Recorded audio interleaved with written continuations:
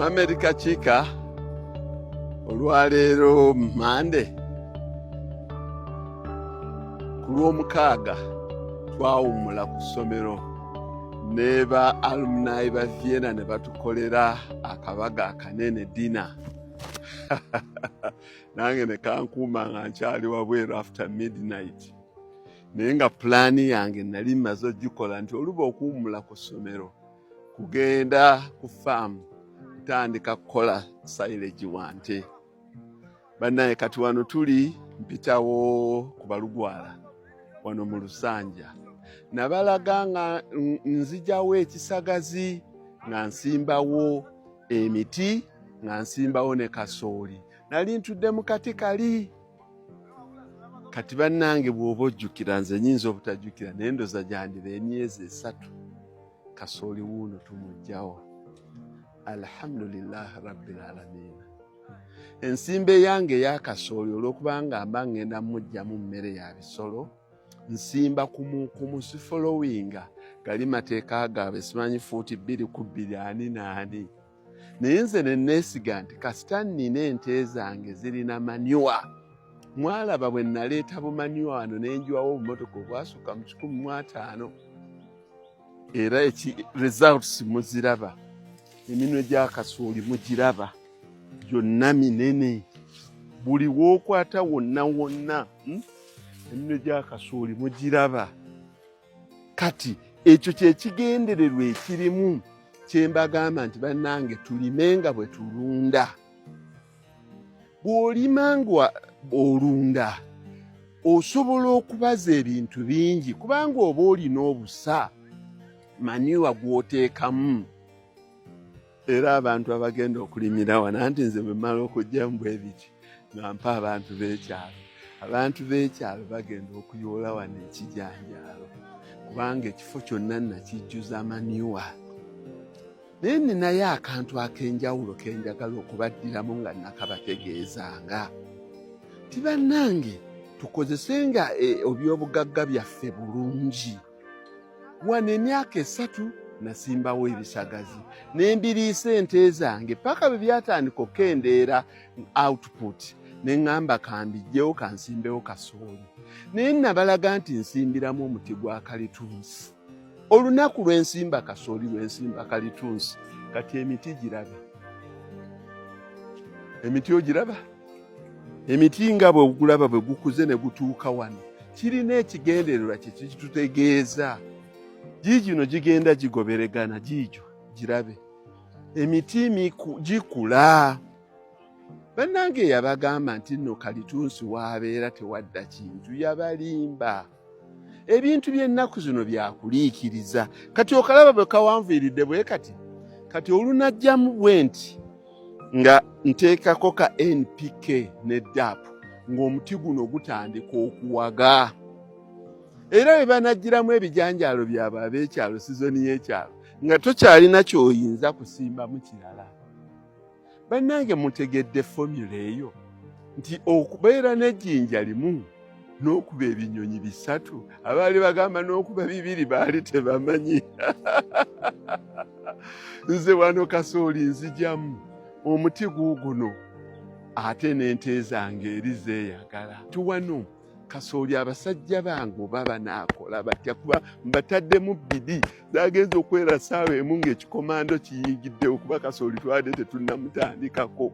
Naye kati bakasomba essaawa ziri meka ziweze 4 naye bakasomba emmotoka zisomba loole zisomba 2 kubanga buli ddakiika 15 loole eyingirayo buli ddakiika 15 loole eyingirayo eri tractor n'ekuba.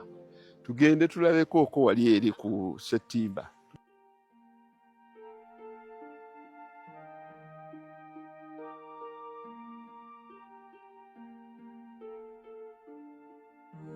Wano bulijjo wempita ku Settimba nawe era tuli mu kyalo Lusanja ekiyitiramu ddala ne kigenda eri mu Ndiba.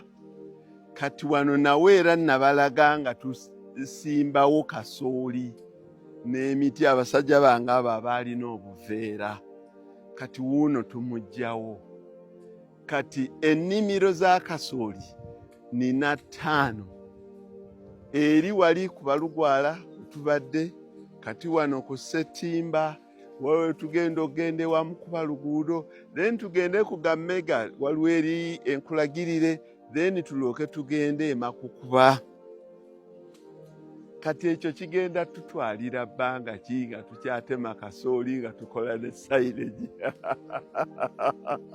Ebintu awo nze binnyumirira neesekeramu. Kubanga ebintu bw'otandika obiteeka mu kyemba ng'obitambuliza mu mbeera gye biteekeddwa okubeeramu, owulira ng'akaseko kajja kokka naturally. Naye ebimu ku byebuuzibwa nti omuntu atuuka atya okutandika okusengeka ebintu bw'atyo. Bannange kiva ku kumalirira, naye ng'omalirira n'obusobozi ng'obulina. Kati emmotoka yiiri yakatuyitako ndowooza zitwala eddakiika 10 we zinaamalira olwaleero nga buli mmotoka esombye obumotoka 25 ng'eri Chopper esaza. Naye kati abantu bava ku ki? Obumalirivu obwo ate ne bateesigaliza information eyo. Kino bannange kankiddemu ti enjawulo ya Muhammad Kakikka ye omuntu akulaga okuva ku siteepu esooka.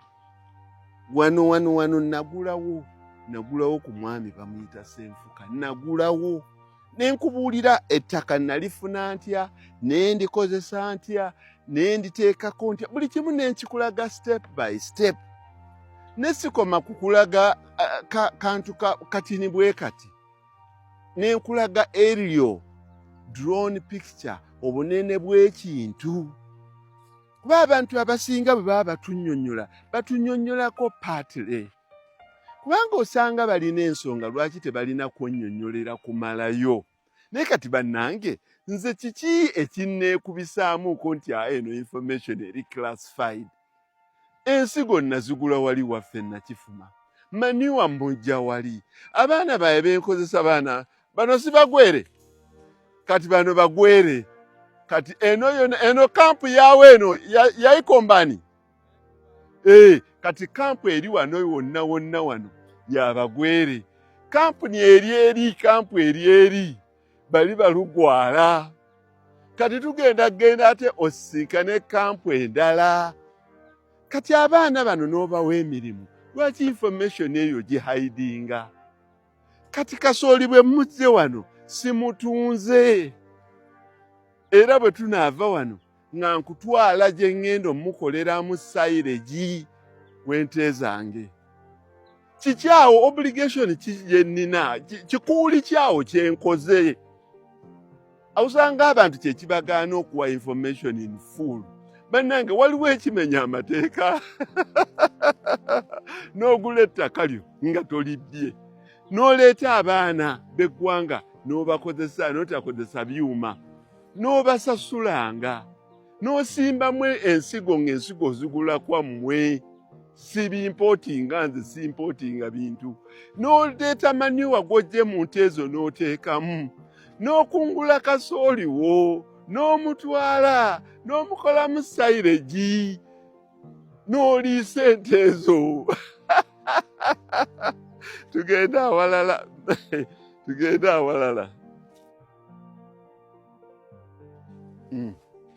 Eminwe ogiraba? Eminwe ogiraba? Kati wano tuli ewa Mukuba luguudo. Wano waabaddewo katanka. Okajjukira kaali katanka akaali wano? Waliwo omwami omu yabadde alina crane. Yandeetedde tanka yange eya liters 2.5. Ne mugamba engeri gy'olina crane eriyo katanka akali eyo ke nali nfukiriza nenkamuwa. Omusajja yadde takikkiriza naye yankubidde essimu yanneebazizza nnyo. Wano wabaddewo katanka. Ne bannange olaba okukola emirimu. Tunuulira omusooli bannange oguli wano. Tunuulira omusooli oguli wano. Singa nti mbadde ngenda mukaza bukaza nga wakulyamu buli kukolamu mmere ya kawunga. Kasooli naalibadde nina ttani mmeka? kati gwe tunuulira yeekaazi wano 15 zonna nga zibumbiridde kasooli ekika kino kyonna. Ate nze bwe gamba eka eyange bwe gamba ekaazi 10 ez'abalala balamu nga 15 kubanga nze nsimba kafukunya, nze nsimba kufuna silage nga mungi. Naye era na wano era omuti guuguno mweguli omuti guuguno mweguli. Nze sigwa step nti ate kasooli yansala yakola atya. Omuti mweguli. Kasooli wuuyo mutune bannange okola emirimu nga weewaddeyo nga kirungi ate n'osharinga ne banno. Ndaba bannange abasharinga nga information yonna eri guarded.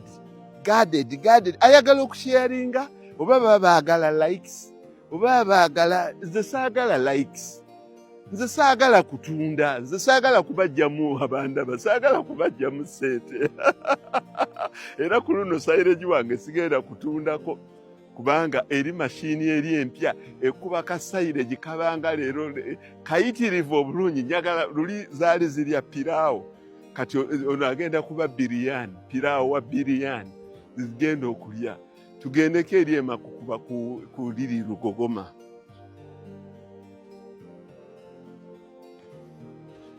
Kati wano olaba mulimu n'ekkubo. Wano we wali Lugogoma Makukuba kwentambula ku byalo ebiwera. Wano wentema n'ensimbira emyaka 2 kasooli omulaba wuuno. Ono naye wuuno atuuse wuuyo. Omulaba atuuse. Bannange n'ennyongera okukkaatiriza ensonga gye nnabagambanga, ensonga y'ettaka. Ddala ettaka kintu kikulu. Abamu abasinga bali mu real estate mu kuzimbako mayumba. Mamadi Kakiika nze najja nanjiriya ttaka tulikozese. Bane bwe nali ngambaga nti nze leto gundi omwezi gutuusemu 28 sibutegeera. Kino kye nali ntegeeza nti nze bwe mbeera n'ettaka lyange nga ndikozesa bulungi nnyo nange nsolooza. Kati laba bulabi kalitunsi wuuno.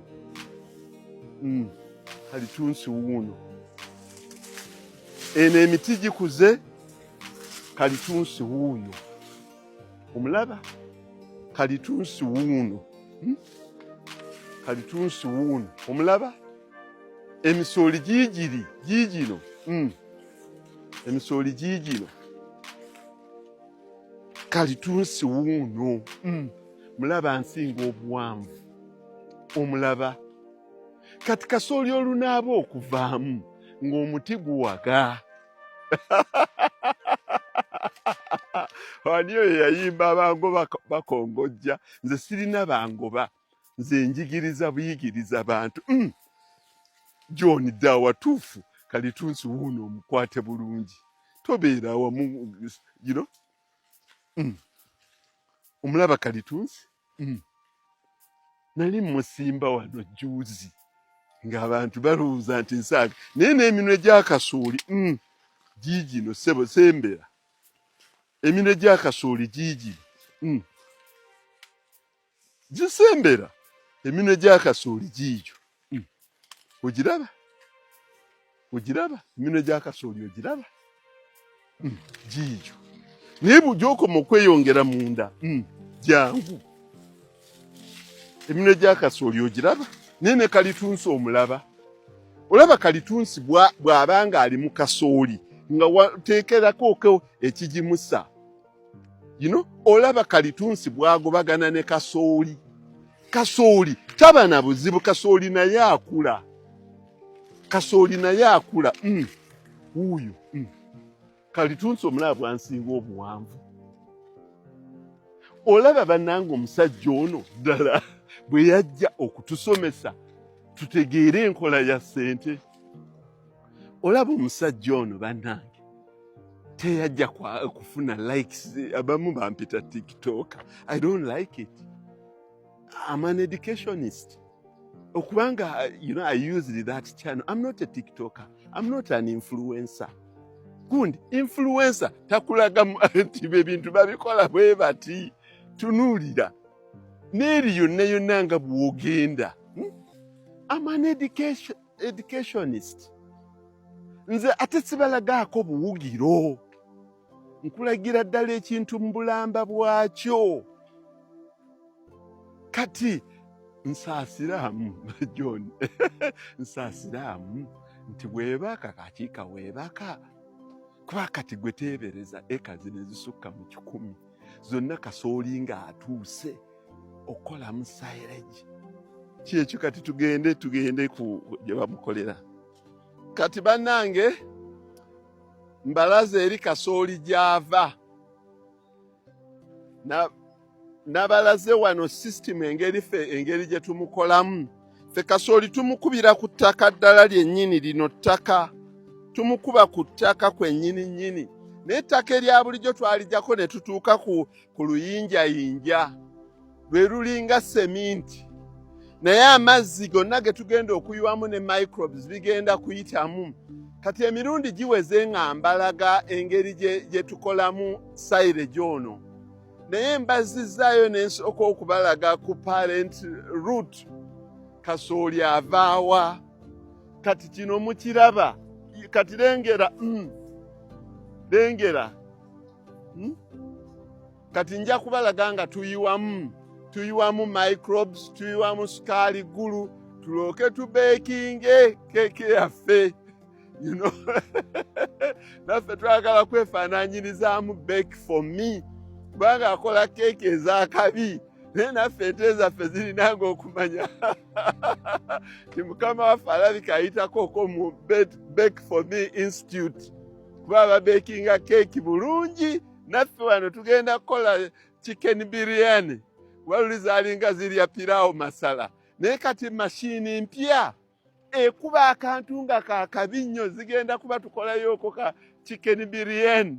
Naye nga kali baked bulungi nnyo. Kyekyo bannange kyembadde nga mbayigiriza nga mbamalirayo nze ekyenjawulo kyange kyekyo mbamalirayo. Kyekyo.